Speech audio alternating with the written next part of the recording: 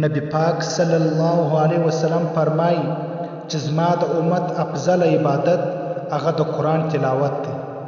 بل روایت دی نبی علیه السلام فرمایي چې په تاسو کې در ټولو ښه هغه انسان دی چې هغه په خپله قرآن مجید زده کړي او بیا یې نور ته ورزده کړي. عزتمندو مسلمانانو، په کار دی چې قرآن زده کړو، د قرآن کم احکام دي په هغه باندې عمل وکړو.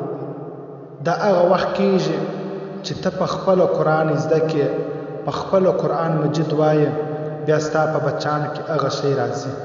که چیرې ته په هر مجلس کې، په هر ځای کې ستا موبایل په لاس کې وي، بچی تا ته ګوري، ستا په شان موبایل زده کوي. قدرمنو مسلمانانو، په کار دی چې د قرآن تلاوت زیات وکړو. د سهار هغه قیامتي ټیمې موږ تاسې په خوب باندې راباندې تیر سي، د قرآن تلاوت نه وي. د ورځې کاروبار کوو، د قرآن د تلاوت ټیم نه وي. د ماښام ټیم هغه موبایل په لاس کې وي، ټوله قیامتي وخت هغه موبایل را ضایع کړي. په کار دی چې د قرآن تلاوت زیات وکړو.